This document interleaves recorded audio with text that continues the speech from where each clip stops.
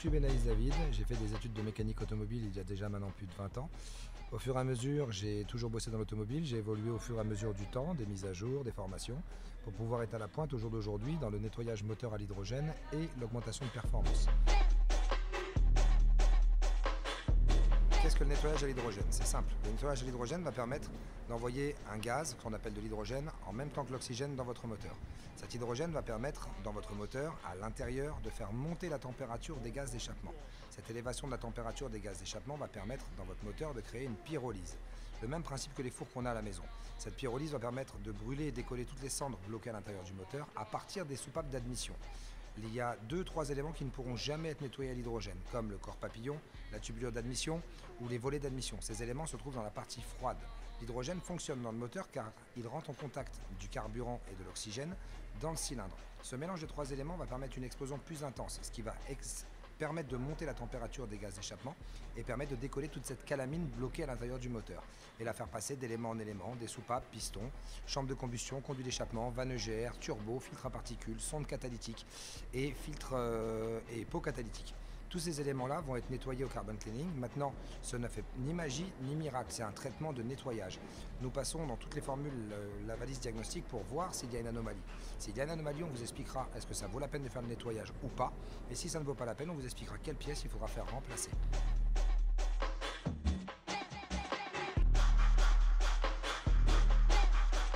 La calamine, c'est simple, on vient d'en discuter il y a quelques secondes. Votre moteur, à la base, en fabrique naturellement.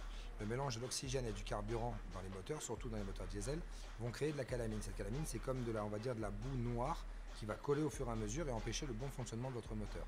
Un exemple que je vous donne, c'est le même principe pour quelqu'un qui fume et une personne qui ne fume pas. Quelqu'un qui fume, automatiquement, va encombrer ses bronches. Dès le moment où on va lui demander de courir, il n'arrivera pas à courir aussi bien que quelqu'un qui ne fume pas. C'est le même principe. Là, ici, vous avez en image l'entrée d'un filtre à particules et l'entrée d'une vanne EGR. Cette calamine, c'est ça. C'est cette boue qui est ici, qui est collée, qui devient de la pierre, qui empêche le fonctionnement de la soupape de votre vanne EGR. Le même principe pour le FAP. Ça vient colmater l'entrée du FAP et boucher l'entrée. À partir de là, le FAP ne respire plus, le moteur manque de puissance, défaut moteur s'affiche, surconsommation de carburant, voyant FAP allumé. Tout ça vient justement de cette calamine qui va empêcher le bon fonctionnement du moteur. Et le principe, c'est nettoyer son moteur régulièrement pour éviter que ça s'installe et que ça bloque votre moteur. Alors, qu'est-ce que le filtre à particules? Le filtre à particules, c'est un élément qui a été inventé il y a maintenant, c'est arrivé en 2001, c'est Peugeot, PSA qui a mis ça en place. Ça permet en fin de compte, ce filtre a été créé pour permettre de filtrer les fines particules d'échappement. Ces fines particules sont justement mauvaises pour nous, pour notre santé, pour tout le monde.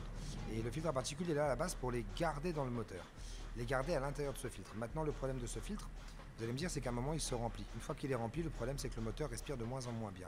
Ça vient à endommager votre moteur. Encore une fois, le nettoyage moteur à l'hydrogène permet de maintenir un filtre à particules propre. Dès le moment où il est propre, vous n'avez aucun problème par la suite de filtre à particules. Maintenant, vous allez me dire comment il se nettoie. Il ne faut pas automatiquement le passer sur une machine pour le nettoyer. Il faut savoir que le filtre à particules se régénère de lui-même quand le véhicule fait de l'autoroute. Ça veut dire qu'il vous suffit seulement une fois par mois, en n'ayant bien sûr aucun voyant moteur allumé, aucune anomalie enregistrée. Une fois par mois, vous prenez votre véhicule, vous allez rouler pendant 20-30 minutes sur autoroute, en quatrième, à un régime de 110-120 km/h. Le moteur naturellement lancera une régénération de filtre à particules. S'il ne peut pas, il vous allumera un voyant moteur, un voyant préchauffage ou un message d'erreur qui vous dira qu'il y a un problème sur le filtre à particules. Voilà le principe de ce filtre. Maintenant, je vais vous en montrer un sur la voiture pour que vous ayez une idée. Je vais vous montrer quelques éléments. On a un moteur ici, on est sur une Golf qui a eu un choc avant. Là, on a toute la Golf, la face avant a été démontée. On a toute la partie moteur. Je vais vous montrer sur ce moteur par où passe le gaz, les éléments qu'il va nettoyer et ce que ça va permettre de nettoyer à l'intérieur du moteur. Là, normalement, sur cette voiture-là, ici, on a un filtre à air. Le filtre à air qui est ici envoie l'air à l'intérieur du turbo. L'air va rentrer, le turbo va le comprimer. Le turbo va envoyer l'air dans un échangeur de turbo pour le refroidir. L'échangeur a été démonté. Une fois que cet air est refroidi, il re-rentre dans le moteur. Une fois qu'il est rentré à l'intérieur du moteur, cet air sous pression va arriver ici. On va arriver ici, au niveau du corps papillon. Le corps papillon, par exemple, c'est un élément qui ne peut pas être nettoyé à l'hydrogène. Comme je l'ai expliqué tout à l'heure, le corps papillon est une partie froide. L'hydrogène peut fonctionner seulement quand il monte en température. Ça veut dire que l'air va rentrer ici. À partir de là, il rentre dans votre moteur. À partir d'ici, en dessous, on a des soupapes. Soupape d'admission de ce côté-là, soupape d'échappement de l'autre. L'hydrogène va commencer à fonctionner à partir des soupapes d'admission dans votre moteur.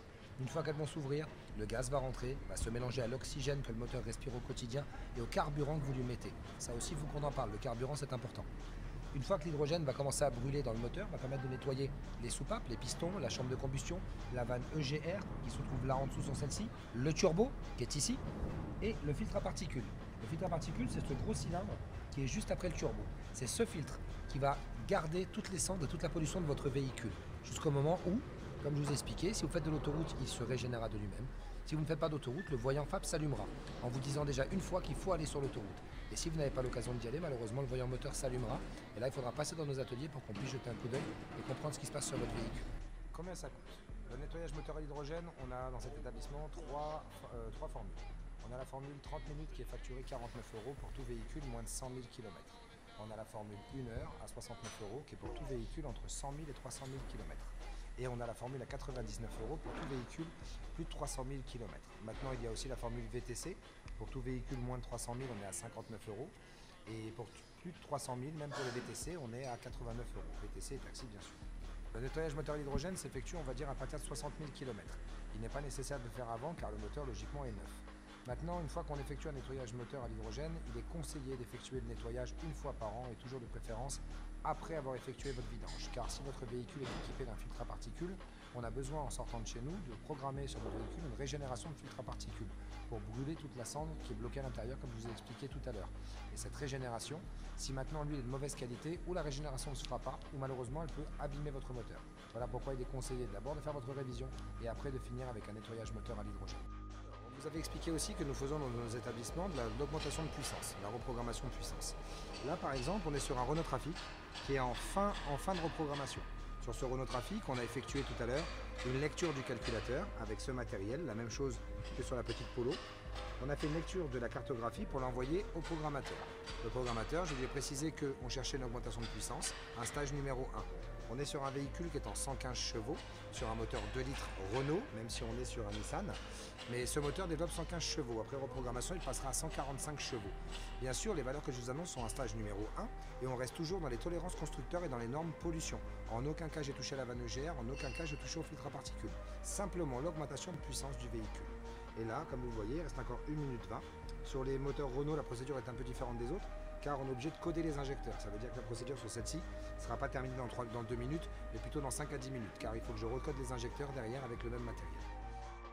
Concernant les tarifs, nous avons plusieurs grilles tarifaires concernant les reprogrammations. Ça commence à 249 € et au maximum ça peut aller jusqu'à 399. Par exemple, 399 ça serait sur un modèle BMW dernier cri 2017, 2018, 2019. Un fichier compliqué. Là oui, on serait sur une opération qui avoisinera 399 €. Après, de l'autre côté, on a la prestation à 249 € pour une Golf par exemple, une Golf 4 qui a 140, 150 000 km. À savoir, je ne reprogramme pas plus que 200 000 km. Le but n'est pas de faire du mal à votre moteur, mais plutôt vous apporter du confort et du plaisir de conduite. Voilà pourquoi dépasser 200 000 km, je ne reprogrammerai pas. Après, vous pouvez aller dans le garage de votre choix.